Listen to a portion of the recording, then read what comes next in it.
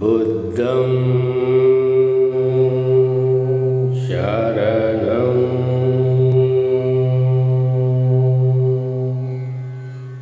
गच्छामि।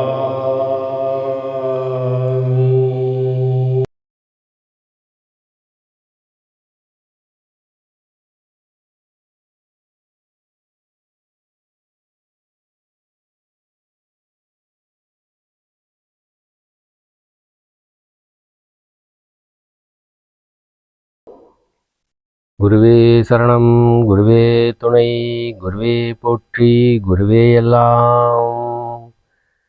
எல்லா உயிரும் பேரருள், பேரறிவு, பேராற்றல், பேரானந்தம் பெறட்டும். அனைவருக்கும் அன்பான வணக்கங்கள். எப்பொருள் யார் யார் வாய் கேட்பினும் அப்பொருள் மெய்ப்பொருள் காண்பது அறிவு. இந்த காணொலியில் நாம் பார்க்க இருக்கிறது, குழந்தைகளுக்கு தியானம் தேவையா? இப்படி எடுத்துக்கலாம், யோக தியானம் தேவையா அப்படின்னு பார்த்துக்கலாம்.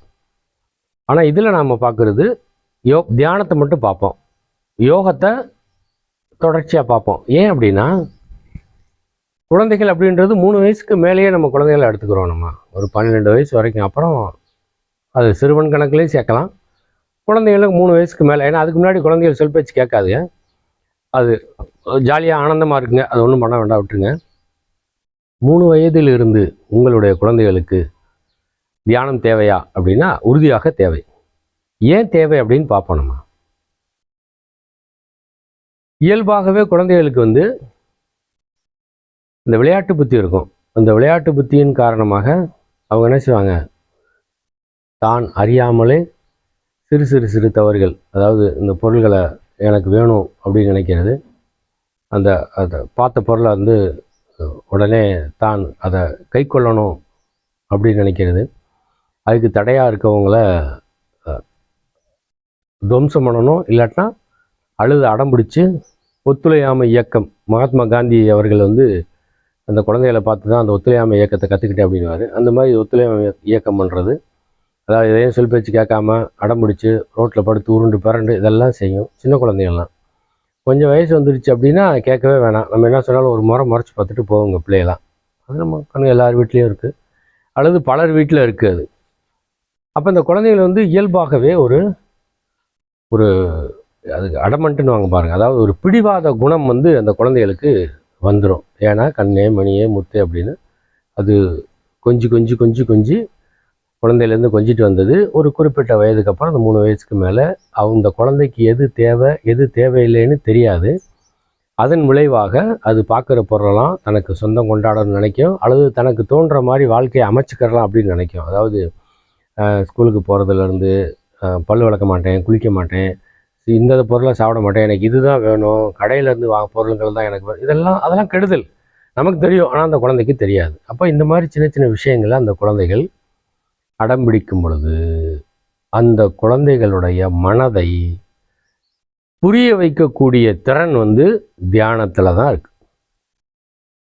தியானம் அப்படின்ன உடனே நம்ம ரொம்ப ஆழமாக அவங்க போயிடுவாங்க, படிக்க மாட்டாங்க, சாமியாராக போயிடுவாங்க அப்படின்லாம் நம்ம ஒரு பயம் இருக்கும். அதெல்லாம் வேண்டாம். ஏன்னா தியானம் என்பது எண்ண ஓட்டத்தை குறைப்பது. உட்காந்துருக்கப்போ குழந்தைய காலை அப்படியே ஆட்டிக்கிட்டே இருப்பாங்க. எனக்கு தெரிஞ்செல்லாம் ஒரு ஒரு நண்பருடைய பையன் அப்படி அப்படி அப்படி ஷேக் பண்ணிகிட்டே இருப்பான், நிற்கிறப்பே ஷேக் பண்ணிகிட்டே இருப்பான், பேசுகிறதும் அதே மாதிரி. சும்மா இருந்தாலும் இருப்பான், இல்லை ஃபோனை போட்டு நோண்டிகிட்டே இருப்பான்.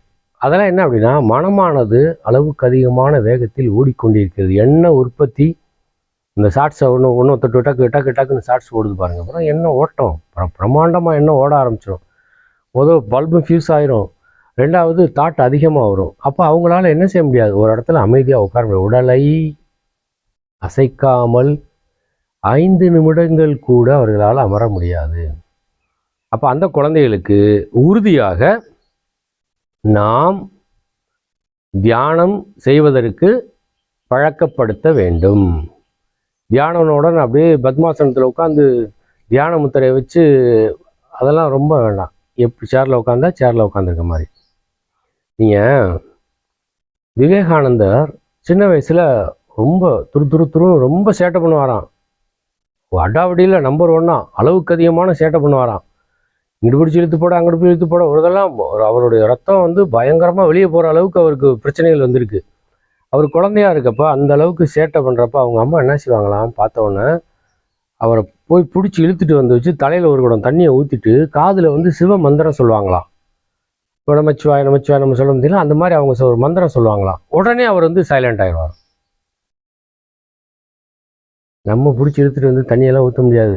நம்ம பெற்றவங்க இழுத்து ஊற்றணும்னு நினச்சாலும் அம்மா அப்பா தான் தாத்தா பாட்டிகள் வந்து அந்தளவுக்கு உடன்படுவாங்க சொல்ல, நம்ம பிள்ளைகளே வந்து அந்தளவுக்கு உடன்படுமான்னு சொல்ல முடியாது. அதனால நம்ம என்ன செய்யணும் அப்படின்னா, இந்த தியானம் செய்வதை தினமும் ஒரு 10 நிமிடங்கள் மட்டும் அவர்களுக்கு பழக்கப்படுத்தணும். எப்படி போய் காலையில் எழுந்திரிச்சோன்னா ஒரு 10 நிமிஷம் நீ உட்காந்து முகத்தை கழுவி வாயை கொப்பளித்து தண்ணி குடித்து டாய்லெட் போட்டு வந்து குடலை காலி பண்ணிவிட்டு, அதாவது எம்டி ஆக்கிட்டு மலக்குடலை சுத்தம் செய்து விட்டு வந்து உட்காந்து ஒரு 10 நிமிஷம் சும்மா கண்ணை மூடி நீ உட்காந்து தான் ஆகணும் அப்படின்றத அந்த குழந்தைகளுக்கு நம்ம வந்து எப்படியாவது ஃபாலோ பண்ண வச்சிடணும், கடைபிடிக்க வச்சிடணும். 10 நிமிடம் தான். அதே மாதிரி உறங்குவதற்கு முன் எல்லா வேலையும் முடிஞ்சு, நீ டிவி பார்க்குற, ஃபோன் பார்க்குற, பேசுகிற, விளையாடுற, சாப்பிட்ற, ஜாலியாக இருக்க, எல்லாம் முடிஞ்சு நீ பெட்டில் போய் தூங்க போகிற. அந்த தூங்க போகிறதுக்கு முன்னாடி சும்மா கட்டிலில் உட்காந்து அல்லது பாயில் உட்காந்து ஒரு 5 நிமிடங்கள் அல்லது 10 நிமிடங்கள் சும்மா மூச்சகம். இந்த 2 தடவை நீங்கள் பண்ணாலே போதுமானது. எப்போ? காலையில் எழுந்திரிச்ச உடனே 10 நிமிடம், இரவு உறங்குவதற்கு முன் 10 நிமிடம். பெட்லேயோ இப்போ பூஜை ரூமில் உட்காரணும், குளிச்சுட்டு வரணும், பட்டை அடிக்கணும், கொட்டையை போகணும், ஒன்றுமே வேண்டாம். 10 நிமிடம். நிறைய மந்திரங்கள் இருக்குது, அவங்க உங்களுக்கு இஷ்டமானதை சொல்லிக்கலாம். ஆனால் நான் சொல்கிற இந்த மூச்சு பயிற்சியும் செய்ய சொல்லுங்கள். மூச்சு, உள்மூச்சின் ஆரம்பம், உள்மூச்சின் நடுப்பகுதி, உள்மூச்சின் கடைசி பகுதி. வெளிமூச்சின் ஆரம்பம், வெளிமூச்சின் நடுப்பகுதி, வெளிமூச்சின் கடைசி பகுதி. அதாவது உள்மூச்சின் ஆரம்பமானது நாசி துவாரத்து வழியாக உள்ளே போகுது, தொண்டை வரைக்கும் போகும். உள்மூச்சின் ஆரம்பம். உள்மூச்சின் நடுப்பகுதி ட்ராக்கியா அப்படின்ற மூச்சு குழாயில் ட்ராவல் பண்ணும். உள்மூச்சின் கடைசி பகுதி நுரையீரலில் உள்ள காற்றறை பூரா நிரம்பும். அப்போ திரும்ப அங்கேருந்து என்ன செய்யும், காற்றறையிலேருந்து ரிவர்ஸ் ஆகும். வெளிமூச்சின் ஆரம்பம்.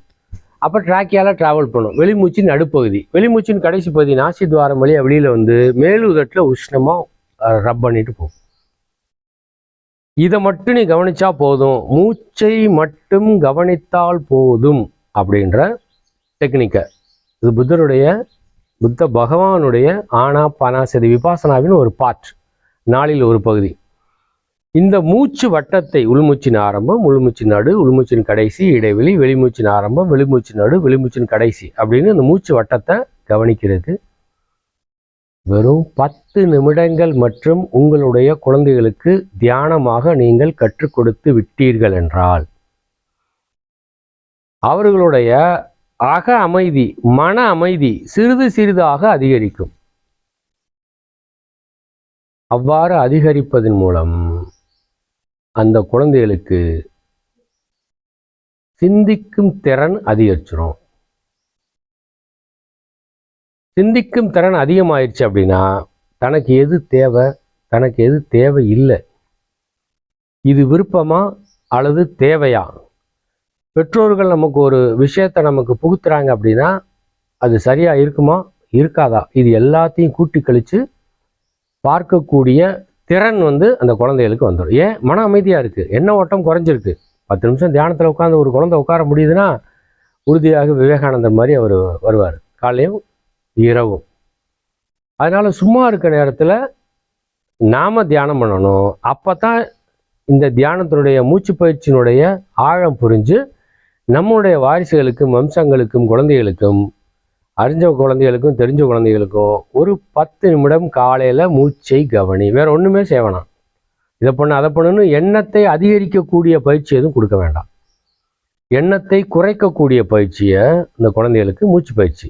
ஆனா பானா, ஆனானா உள்மூச்சு, பானானா வெளிமூச்சு, சதினா கவனித்தல். இந்த ஆனா பானா சதி எனும் உள்மூச்சு வெளிமூச்சை கவனித்தல் எனும் ஒரு செயலின் மூலம் அந்த குழந்தைகளுக்கு அந்த பழக்கத்தை, அந்த தியானத்தை கற்றுக் கொடுத்து கடைபிடிக்க வைத்து விட்டீர்கள் என்றால் அந்த குழந்தை அடமட், பிடிவாதம் பிடிக்காது. தனக்கு தேவையான விஷயத்தை தொடர்ச்சியாக அது செய்துவிடும். மனம் அமைதி அடைய படிப்புல மட்டும் இல்லை, வெறும் படிப்பு மட்டும் மனப்பாடம் பண்ணுறது மட்டும் நான் சொல்லலை, படிப்பில் மட்டும் அல்ல, படிப்பையும் சிறப்பாக பண்ணும், மனப்பாடம் பண்ணும் திறன் அதிகரிச்சிடும். அது மட்டும் இல்லை, மற்ற கலைகளிலும் அக்குழந்தைக்கு ஆர்வம் பெருகும். உடல் ஆரோக்கியம் வச்சுக்கணும். ஏன்னா சில குழந்தைங்கள்லாம் பயங்கர சோம்பேறியாக இருக்குங்க. நாங்கள் நிறையா, அதாவது neuro palsy children, special children, autism, hyper active, இந்த குழந்தைகளுக்கெல்லாம் பல ஆண்டுகளாக நாங்கள் பயிற்சி கொடுத்ததனுடைய அனுபவத்தை உங்கள்கிட்ட பகிர்ந்துக்கிறேன் நான். அப்போ அந்த குழந்தைகள் இந்த யோக தியானம் பண்ண ஆரம்பிச்சிட்டாங்க அப்படின்னா, யோகம் அடுத்து போகும், இந்த தியானம் பண்ண ஆரம்பிச்சிட்டாங்க அப்படின்னா அந்த குழந்தைகளுடைய புரிதல் அதிகமாகும். புரிதல் அதிகமாகும் செயலின் மூலம் தன்னுடைய தேவை என்ன, விருப்பம் என்னன்னு புரியும். நமக்கு யார் இந்த பூமியில், இந்த பூமி கொண்டு வந்தது யார், அவங்களுக்கு நாம் என்னென்ன கடமைகள்லாம் செய்ய வேண்டியிருக்கு, அவங்களுக்கு ஆப்போசிட்டாக நம்ம சிந்திக்கலாமா அப்படின்லாம் வர ஆரம்பிச்சிடும். அப்படி வளரக்கூடிய குழந்தை இந்த சமுதாயத்திற்கு உறுதியாக நன்மை அளிக்கக்கூடிய குழந்தைகளாக, சமுதாயத்திற்கு நல்வழி காட்டக்கூடிய குழந்தைகளாக வரும் என்பது ஐயமில்லை. புத்த பகவானுடைய அருள் எல்லா குழந்தைகளுக்கும் கிடைக்கட்டும். நன்றி, வணக்கம்.